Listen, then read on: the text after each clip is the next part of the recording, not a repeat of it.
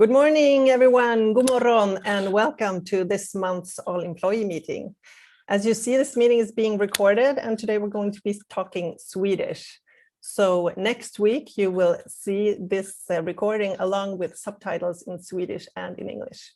If you have any questions today, please post them in our chat. And I think we are ready to get started. Mitt namn är Johanna Jernfeldt, och nu tänkte jag lämna över ordet till vår nya skolchef, Sonja Berlin. Tack så mycket Johanna och välkommen allihopa på another EEC All Employee Meeting. Så det blir lite dubbelt där då. Precis. Så lite vad vi har på agenda idag. Det är en liten introduktion. Och så ska vi prata igen om hälsa, miljö och säkerhet som inkluderar bland annat arbetsmiljö, men som är lite mer än bara arbetsmiljö. Vi ska prata om både hur GRY och FOFU-medel både används och fördelas på vår skola. Så har vi lite nyheter från ledningen. Vi har gäster idag som ska prata om lifelong learning. Så har vi möjlighet för frågor och så ska vi försöka summera upp det här, Johanna, eller hur? Det blir spännande. Det ska vi göra, och vi ska hålla tiden också, så jag kommer vara lite tidspolis. Men vi tar det lugnt. Okej, jag ska göra mitt bästa här. Då lite sist, vi har fått lite frågor varför vi ska prata då svenska på de här mötena. Och man kan alltid hänvisa till de officiella riktlinjer som finns för användning av språk på KTH. Och det är så att vi är en myndighet, och då står det helt enkelt att språket i myndighet, det måste vara svenska, så vi har för administrativ. Och så är det då så att för vetenskapliga ändamål är det väldigt viktigt att vi både kan svenska och engelska då. Men vi är myndighet och myndighetsspråk är svenska.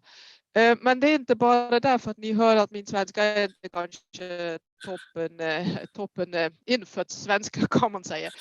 Men det har att göra med interaktion, det har med att göra med att man förstår kulturen av det landet som man jobbar i, men också med något som kallas för flight risk. Som när jag flyttade då till Sverige i 2000, då förstod jag heller inte varför jag plötsligt på jobbet skulle inte förstå något de första 3 månader. För att de var väldigt noga med att jag lärde mig svenska. Men efter ett par månader faktiskt förstod jag det. För det är vissa saker som är otroligt svårt att göra i det svenska samhället om du inte kan prata svenska. Så jag tror att det är viktigt, och jag tror att vi allihopa har i vår kontakt här på skolan att vi ska lära oss svenska inom 3 år.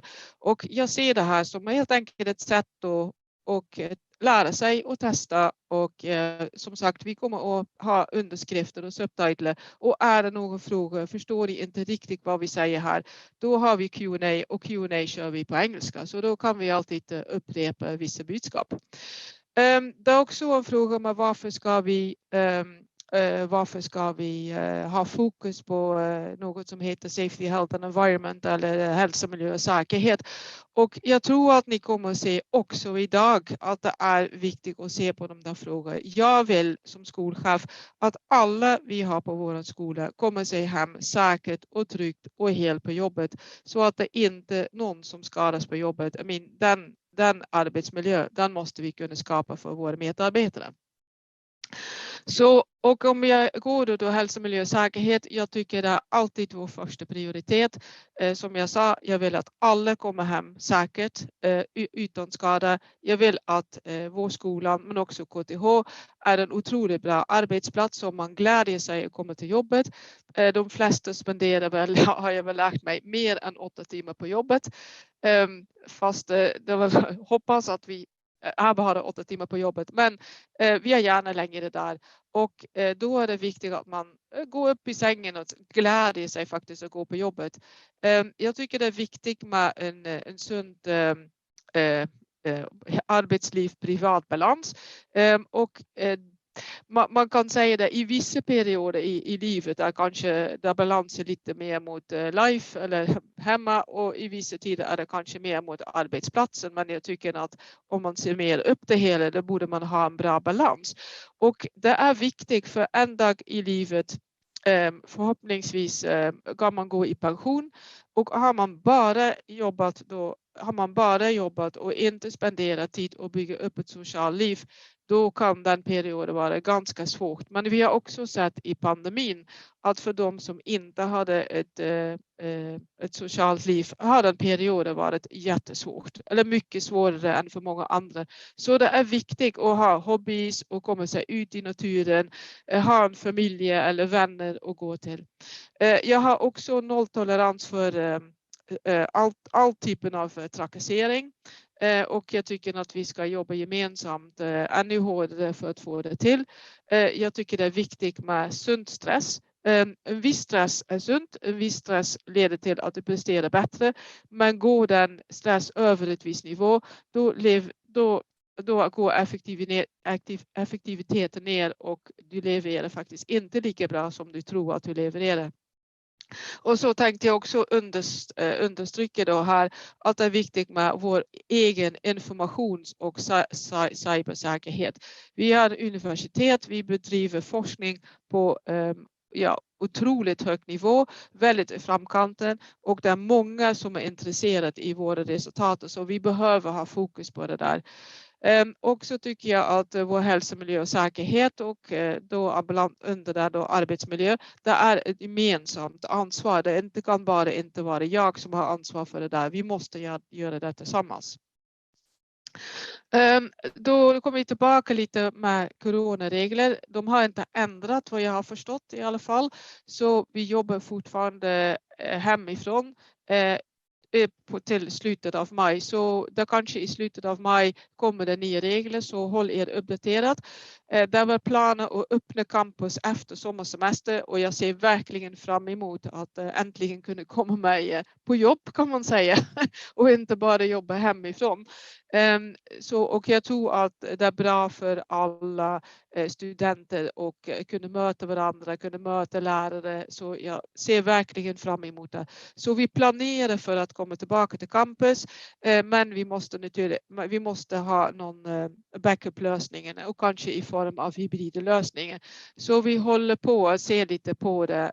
Ann Lantz som är grundutbildningsansvarig och jag, vi har börjat diskutera lite hur vi kan göra det där.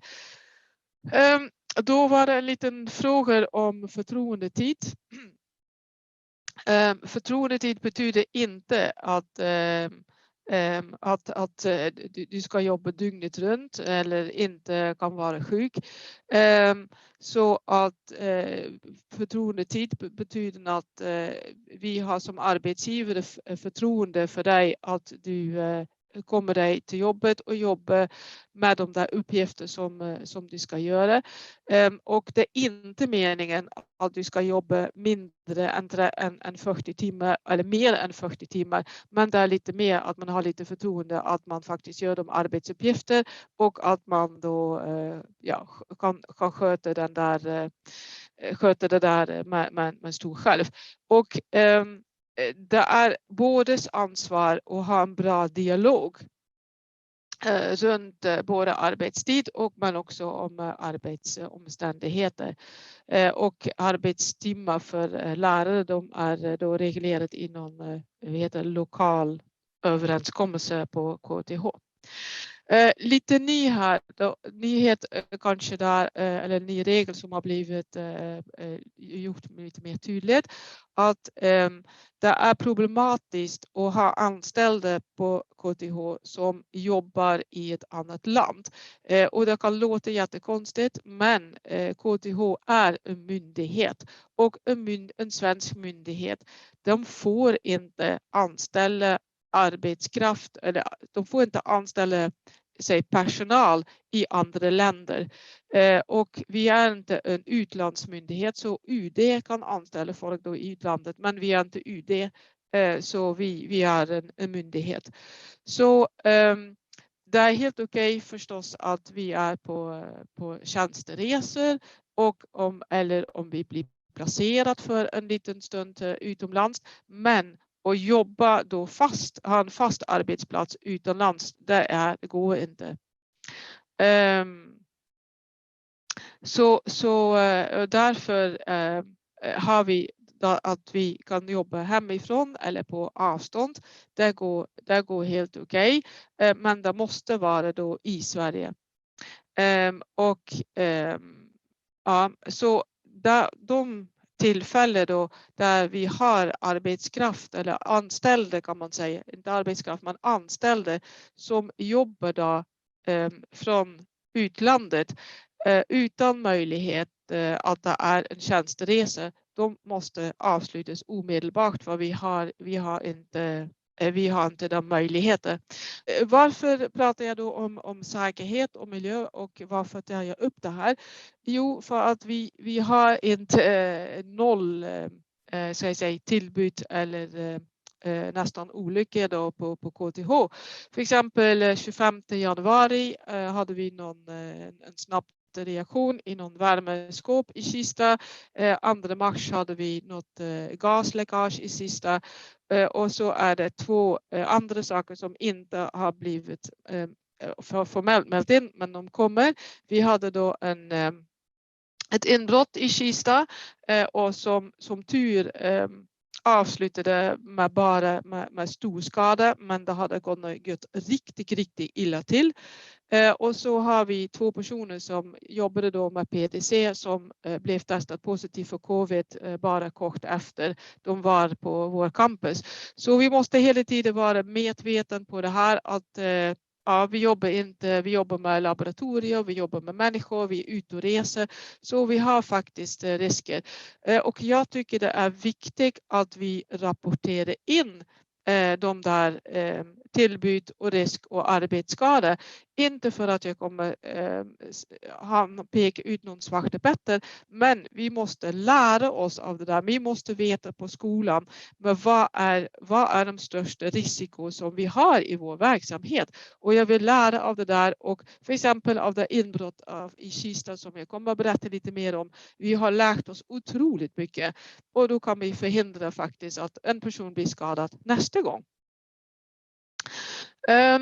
Lite om inbrottet i Kista. Det var nämligen så att jag vet inte hur bra ni ser det här, men de slog sönder ett fönster och det var väldigt lätt att komma sig in för det fönster hade inte ett låsbar handtag, så det var bara att slå in fönster och öppna det fönster utifrån och så kunde man öppna en dörr för att låta nästa person komma in. Och då var vi har lärt oss då att ha inte öppningsbara fönster, men också att när de fönster ska vara öppningsbara att det är ett lås på handtaget. Så vi har gjort också en handlingsplan baserad på vad som har hänt och jag tror att det är en 10-punkts åtgärdslista som vi har kommit fram till. Men i alla fall, de kom sig in i fönster, de slog då sönder mera fönster. Vi vet inte precis vad som har hänt för det tog nämligen 1 timme. Det här gick till larm men så gick vaktbolaget, de hittade inte det sönderslagna fönster för någon anledning. Så de har slagit sönder och så har de egentligen mest härjat runt i det här området. Tagit någon laptops härifrån och som med stor sannolikhet har de gått tillbaka och för oss har de bara tagit några laptops och för iPads och 2 vinterjackor.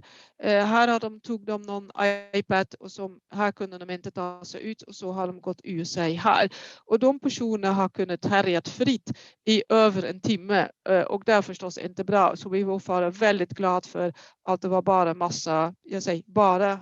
massa glasskador och bara ett par iPads och ett par vinterjackor. Vi har mält det här till polisen och som sagt vi har samtal med hyresgäster och vi kommer se över vår säkerhet i alla laboratorier baserat på det där. Och en annan åtgärd som jag har gjort är att i våra skyddsronder som vi kommer att göra att det också ingår skalskydd och skydd i allmänhet. Och vill ni veta mer i detaljer då ta gärna kontakt med Nils Nordell eller vi kan kanske lägga ut något mer på internet när vi känner oss redo att lägga ut den information. Då går vi till vår miljöaudit som vi har haft i 2021.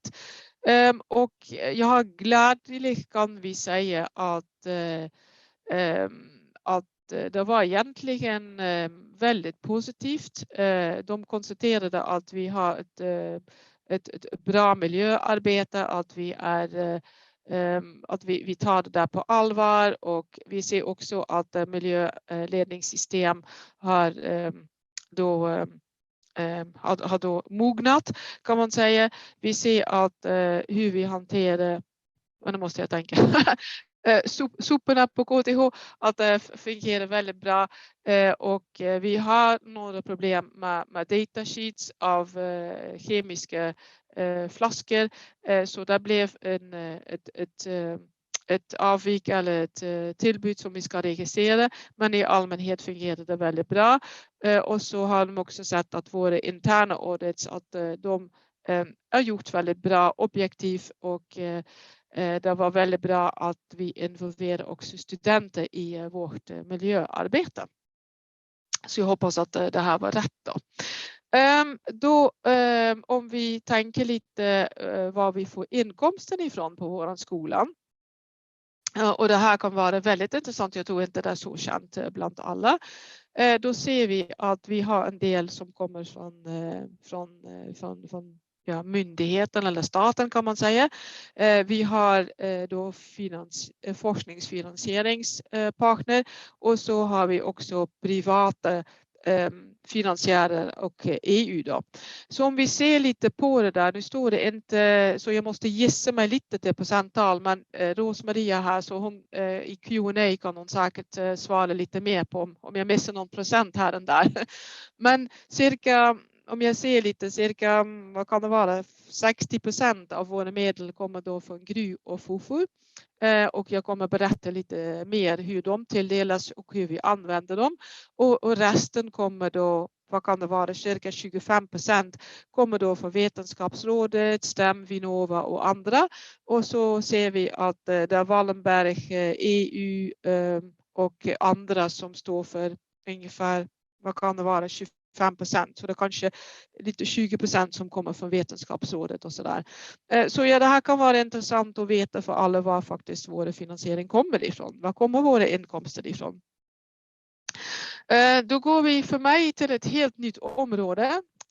Så jag hoppas att i Q&A är det någon person som kan svara på frågor som kommer härifrån. Och det går på hur vi tilldelar vår GRU och FOFU-medel.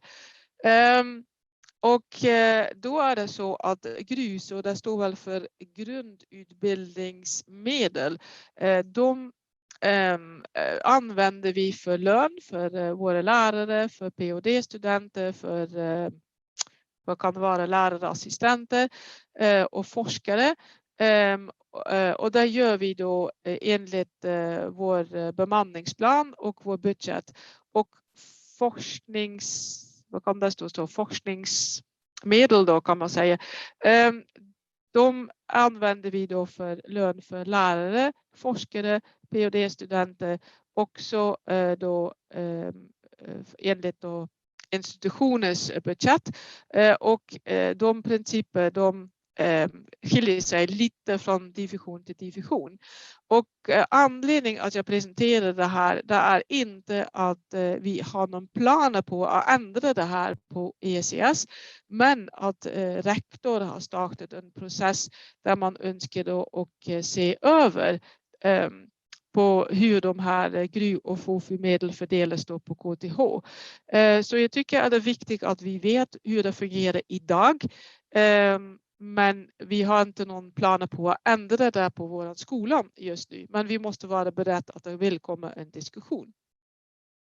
Och då är det också så att en viktig budskap här, det är att hur vi fördelar de medel, det har ingenting att säga med hur vi använder de här medel. Och där kommer vi lite tillbaka till.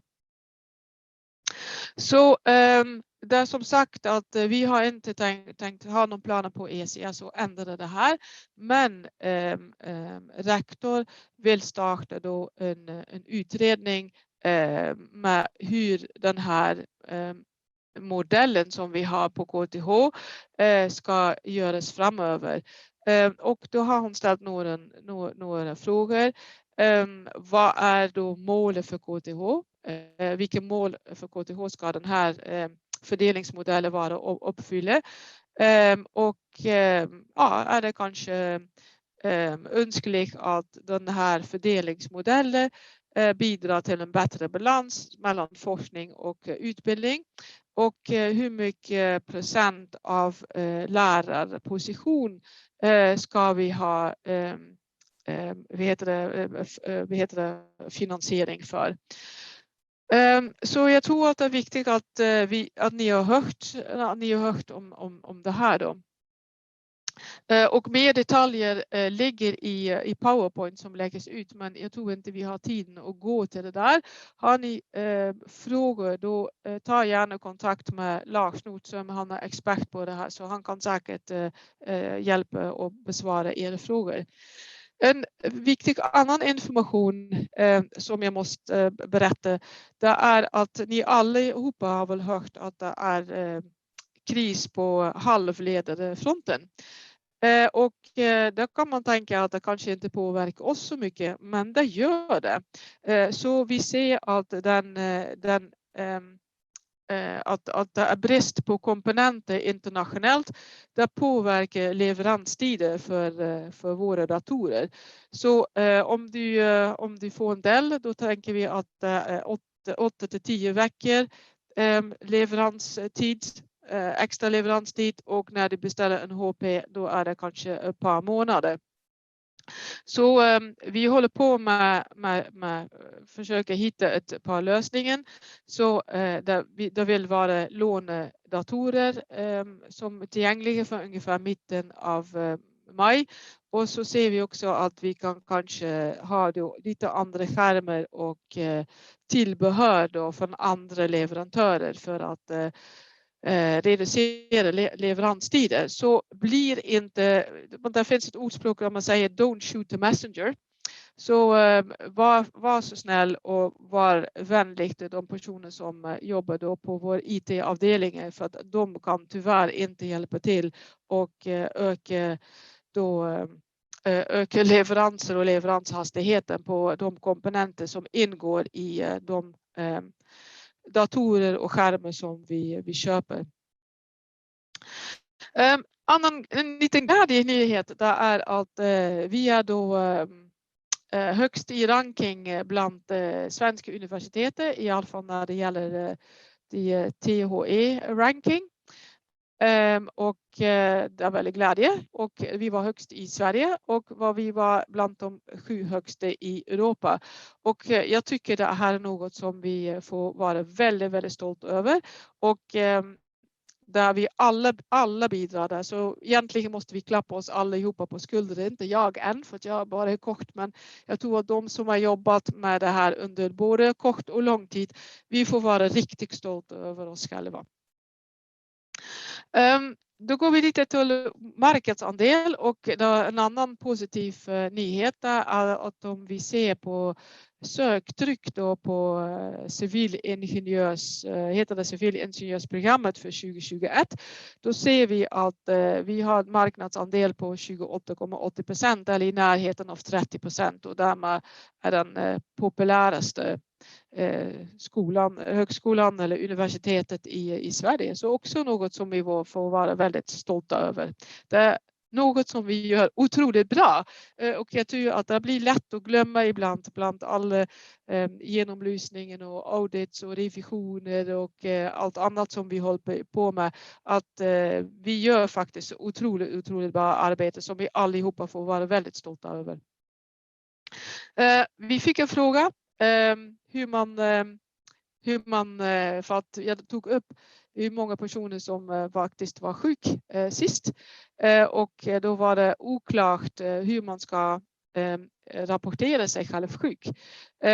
Och det är så att när du blir sjuk, det vill säga att när du får feber eller någon andra saker som leder till att du inte kan komma till din arbetsplats eller inte kan jobba koncentrerat eller vad det nu kan vara, då måste du ta kontakt med din närmaste chef. Och om du är sjuk under 7 dagar, då kan du rapportera in det i vårt berömda HR Plus system. Men om du är längre sjuk än 7 dagar, då behöver du faktiskt ett, vad heter det Johanna, intyg, eller? Ja, ett intyg från din läkare. Ja, sjukintyg för läkare.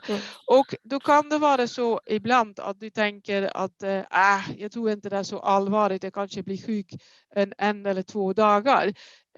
Men då kanske du ändå slutar med att du är sjuk i 9 dagar. Då är det inte så väldigt smart att du inte har mält dig sjuk första dagen.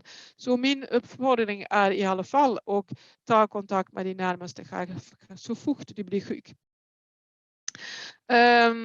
Och här står det lite mer hur man ska göra det här och riktlinjer runt.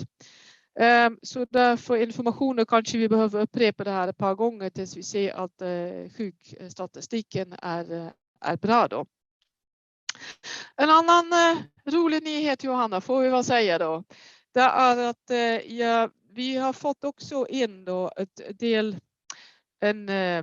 hur ska man säga det här positivt. Jag har saknat ett snabbt kommunikationssätt till alla medarbetare i skolan, till en viss grupp av medarbetare, kanske till en möjlighet att dela lite positiva nyheter eller nyheter från en möte som man har varit på eller från något externt till en grupp eller en grupp människor på KTH. Men vad jag har lärt mig på KTH är att otroligt mycket e-poster, allt från hej jag har fått en bebis till hej kan du svara på den här remissen inom löpet av 2 dagar. Och det är otroligt svårt att filtrera ut vad som är en viktig e-post och vad som är inte en viktig e-post. Och det här leder till en hel del stress. För mig är det också viktigt att jag gör allt vad jag kan för att avlasta då prefekter och avdelningschefer för att vara mellanbudskapsgivare. För att i varje kommunikationssteg som du gör, då förlorar du något av innehållet. Så det är bra att ibland att information kan komma direkt från källa. Så vi har haft en diskussion med vår IT-avdelning på KTH och också på vår skola vad vi skulle kunna göra snabbt för att göra vår kommunikation bättre. Och då var svaret att vi kan implementera Slack. Och det kommer vi att göra. Jag tror planen är att vi har en liten testgrupp som vi håller på med en liten pilot med hur det fungerar, hur vi ska sätta upp det och vi ska diskutera då vilka kanaler vi ska ha. Då är tanken att implementera det i juni, Johanna, eller hur? Och det är Johanna som leder den där gruppen. Precis, så har ni frågor så kan ni e-posta till adressen som står här i sliden. Ja, och jag ser fram emot det där för att det kommer att underlätta för väldigt många och vi kan också diskutera in i gruppen för exempel om du ska jobba med en ansökan eller du får få lite hjälp på en fråga. Då har du möjlighet att se det här lite som typ Facebook for work på något sätt. Och det är redan ett par avdelningen som använder redan Slack för sin kommunikation. De står nämnt här och jag ser fram emot att vi allihopa på vår skolan kan börja med det där. Det här var första steg i att öka vår kommunikation internt och se till att alla får med sig budskapen att det faktiskt är en all-employee meeting idag klockan 9. Det nästa steg som jag diskuterat är att vi kommer införa Teams. KTHs IT-system är inte helt riktigt där så vi måste börja med att implementera OneDrive och Office 365 och vi letar efter kan man säga avdelningen eller grupper som vill vara med i en pilot. Så vi pilot för OneDrive och Office 365 så det är första steg och den långsiktiga steg där är att vi kan samarbeta då med samarbete med varandra då både internt och externt. Det är för att öka vårt IT-säkerhet, och det är väldigt glädjande också för alla här på skolan att det här kommer fungera väldigt fint för både Linux, Microsoft och Mac då. Jag har jobbat många år med Teams, och så jag kan inte säga att jag är superbrukare, men jag kan det väldigt bra. Så jag har sett fördelar med det här. Och jag har fått många frågor. Ja, men vi har Zoom. Jo, men Zoom och Teams är två helt olika saker. Zoom, yes, man kan ringa varandra i både Microsoft, Zoom och Slack. Men i Teams kan man faktiskt jobba tillsammans i samma dokument och se varandras ändringen online, och det är en stor skillnad. Man kan ha listor, man kan ha Power BI, så att man kan göra otroligt mycket mer än bara ringa. Ja, då är det rektor. Hon har mandat till 1 december 2022. Så man har börjat en process för att hitta en ersättare till henne. Man följer de dagens riktlinjer som det är, och man har börjat med att sätta ihop ett nomineringskommitté. Och vice rektor, han har mandat till 1 januari 2023, och också för den person blir det då satt igång en rekryteringsprocess alldeles snart. Mer frågor, det kanske det går att läsa på internet eller i skolkollegiet som ledes av Gunnar Malm, kan ni också ställa de där typen av frågor. En annan glädjande nyhet att vi har en digital dag som jag hade egentligen hoppats att vi kunde ha live med lite choklad och tårta. Det löser väldigt mycket problem som ni vet. Men vi får tyvärr göra det digitalt, och det är då 16 juni klockan 3. Och vi har gärna att du anmäler dig. Helst innan 4 juni, och gör du det, då kommer du få en liten present. Vi kommer ha prisutdelning, årets ECS-pris. Vi kommer ha inspirerande föreläsningen från Kia Höök, professor i interaktionsdesign. Vi har en duett, obo och klarinett av Viggo Kann och Stefan Nilsson. Och så har vi Lars, inte mindre än Lars, som modererar det här mötet, och mer information kan ni läsa på vår internet. Då ger jag ordet till Lina. Tror jag. Lina och Anders, varsågod. Tack så ni får mycket. bara säga att när jag ska ta över till nästa slide om jag inte hänger med. Ja, tack så mycket Sonja. Och vad roligt då att du har kommit till oss. Anders och jag kommer göra en kort här introduktion kring livslångt lärande, lifelong learning. Och om du tillåter mig Anders att presentera oss lite kort, så Anders Johansson är utsedd av vice rektor att koordinera på KTH inom det här området. Och jag har en ny roll då att koordinera på vår skola. Och det första, den här sidan summerar väl huvudbudskapen för oss idag. Så, och det första jag vill säga då är att använd gärna den här funktionsadressen som vi har skapat. Det är en e-postadress, och min plan är väl att använda e-post för dialogerna här, så att ni vet det redan nu. Och summeringen då av vår lite input här idag är ju de nya ambitionerna KTH har om 20% av vår undervisning som ska vara inom LLL. Sen vill jag presentera kort resultat från vårt utbud som vi har erbjudit i höst, och informera om att vi precis nu har startat inbjudan, vi kallar det för äskning av nya kurser, som kommer vara då till våren 2022. Och sen vill vi också hänvisa till en hemsida som har tagits fram där det finns väldigt bra beskrivet vad det innebär, de här olika begreppen och även processerna. Så tänkte jag släppa in dig Anders, så kan vi byta sida. Tack. Som ni kanske vet så har skolorna fått ett uppdrag i verksamhetsplanen 2021 ifrån rektor och styrelse. Och det säger att 20% av utbildningsvolymen ska vara inom fältet livslångt lärande till 2023. Säger också att det ska tillsättas ytterligare resurser på skolorna, det vill säga Lina i det här fallet. med livslångt lärande ansvariga på varje skola. Och det är på gång på alla skolor nu. 3 är klara sedan ganska länge. Och hur vi ska se de här 20%, det omfattar då allting som kan innefattas i området livslångt lärande. Det handlar om anslagsfinansierad vidareutbildning, uppdragsutbildning, men också öppna föreläsningar och annat. Det ska också ses som en signal att det här kommer inte ske genom att vi anställer 20% lärare till. För det finns det inte pengar till eller möjlighet att göra, utan att vi behöver jobba, vi har inte tid. Vi måste jobba smartare, vi måste organisera utbildning på ett annat sätt än vi kanske gör idag. Vi behöver utforma kurser och så vidare. Och så måste vi arbeta för att få en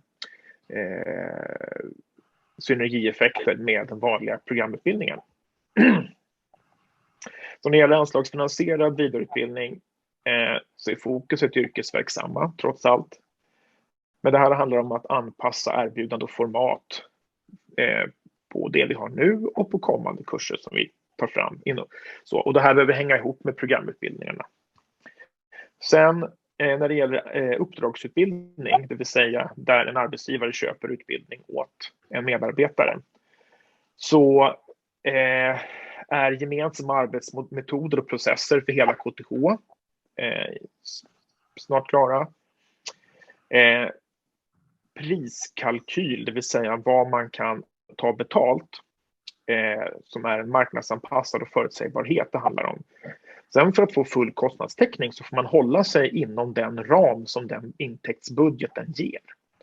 Men den budgeten är satt för att vara någorlunda marknadsmässig och ha höjd för merkostnader och support som behövs.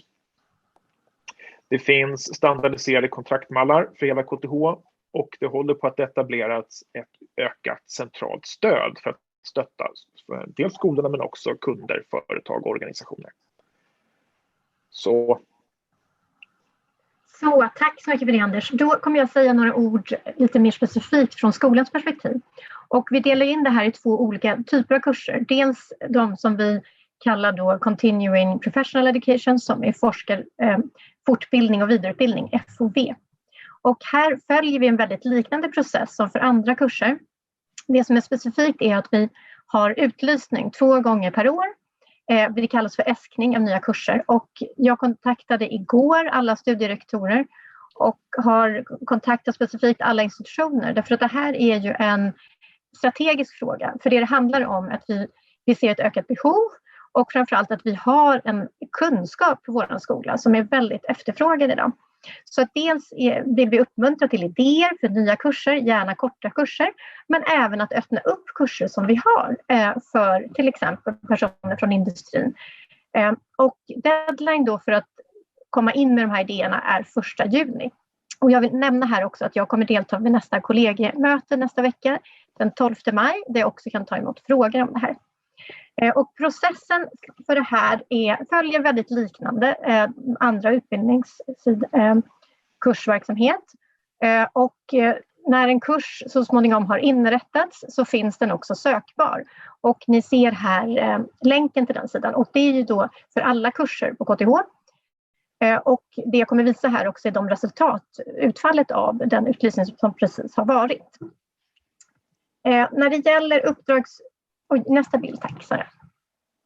När det gäller uppdragsutbildning är ju det någonting väldigt annorlunda. Här görs ett kontrakt, till exempel med en industri eller någon typ av förening. Så det är ett paket. Så det är en väldigt annorlunda typ av process och det kan göras när som helst under året. Men innehållet ska naturligtvis följa också en kvalitetsprocess och det ska naturligtvis vara en kursplan och så vidare. Och här kan jag nämna att Anders och jag har till exempel haft ett antal möten här nu senaste perioden där vi har träffat våra industriella partners och ser då deras stora behov. Och det är därför en sån som jag är med det här också som jobbar just med elektrifiering. Och vi ser att elektrifiering och digitalisering som vår skola arbetar med är väldigt efterfrågade ämnen. Så att vi ser väldigt stor möjlighet här. Då kan vi ta nästa sida, tack. Den här är en tabell som togs fram här på någon kväll när jag satt och mejlade lite. Och det är ganska roligt att se för det här är ett utfall. Och i princip kan man säga att vi har gjort det vi har lovat. För det här har ju varit en äskning centralt. Att vi har sagt till KTH, de här antal poäng, det här ska vi göra. Däremot så var det många av oss som var lite förvånade när vi såg på tabellen. Och om jag läser av det, Anders, ser du det just nu kanske? Därför att just den här tabellen är nämligen en blandning av vidareutbildning och utbildningskurser. Vilket inte alls var meningen, men jag tycker att det är ett bra exempel på att det finns fortfarande väldigt otydligheter här på många nivåer. Så att det här har gått igenom hela KTHs verksamhet och ingen har sett det. Så att, men nu kan jag i alla fall... Det är kurser som har erbjudits, det är programkurser som har haft platser öppna för yrkesverksamma. Ja, så kan det vara. Men det är i alla fall, just den här tabellen är en blandning av vidareutbildning och uppdragsutbildning. Men det som är roligt tycker jag att se är att vi har i alla fall uppfyllt de mål vi har planerat. Och att det är många som har sökt till våra kurser som vi kommer ge höst. Så att jag tycker att vi kan ge oss själva ett gott betyg att vi har gjort det vi har planerat. Och som sagt, det jag håller på att göra nu är också samla information om vad vi gör för kurser. Och tyvärr så hade vi inte så mycket tid idag. Men jag kan nämna bara väldigt, väldigt kort om jag får. Vi har ju under en ganska lång tid haft stora kurser. Vi talar om Radioskolan, Claes Bäckman. Vi talar om Försvarsmakten med Gunnar Karlsson. Och ett nytt program som har tagits fram i Ericsson, Carlo Fischer. Och sen även Jan Gulliksen har arbetat med en kurs också med digitalisering och arbetsmiljöproduktivitet. Så att det sker väldigt mycket här. Och sen en pilotkurs med Scania. Men jag vet att det är ont om tid så att vi tackar för oss. Tack så mycket Lina och Anders. Det var ett intressant och glädjande budskap kan man väl säga. Så tack för att ni ställer upp på All Employee möte. Då gör vi så att vi har några saker innan det blir Q&A. Då är det så att behöver du professional support, då är det bra att veta att det finns en Zoom drop-in.